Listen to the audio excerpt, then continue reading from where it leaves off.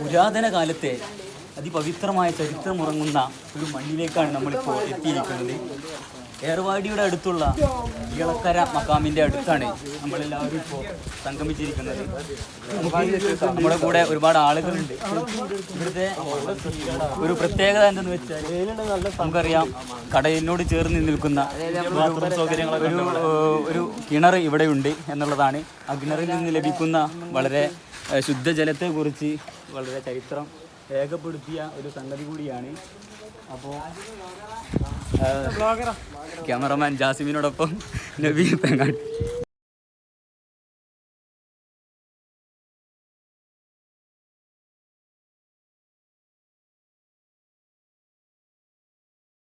അക്ബർ സിയാറത്ത് ചെയ്തതിനു ശേഷം മറ്റേ കിണറിൻ്റെ വെള്ളം എടുക്കാൻ വേണ്ടി നമ്മളിങ്ങനെ പോയിക്കൊണ്ടിരിക്കുകയാണ്.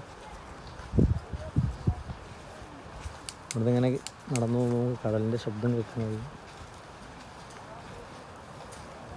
നമ്മൾ നിയന്ത്രിച്ചുകൊണ്ട് ഒരു ഓഫീസ് എസ്തറ്റിക്കായിട്ട് നടന്നുകൊണ്ട്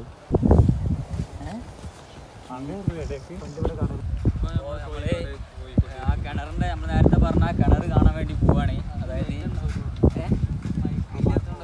അല്ല അത് ഇല്ല, അപ്പോൾ നമ്മളെ കടലിൻ്റെ അടുത്തുള്ള, അതായത് കടലിനോട് അടുപ്പിച്ച് വരുന്ന ഒരു കിണറാണ്.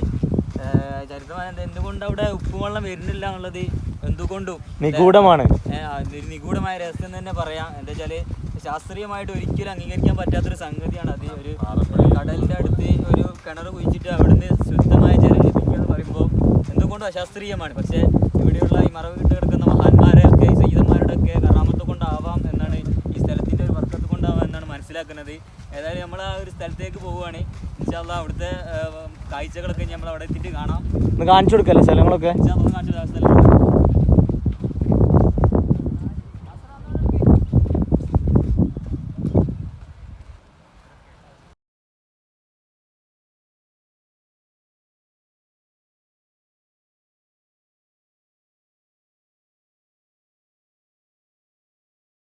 Finally we are reached. നമ്മൾ ഇത്രയും നേരം തിരഞ്ഞു നടന്ന നമ്മളെ ബീച്ച് മൊത്തം ചുറ്റി, ഫുള്ള് ചുറ്റി വന്ന് ലാസ്റ്റ് നമ്മൾ ആ കിണറിൻ്റെ അടുത്ത് തന്നെ എത്തിയിരിക്കുകയാണ്.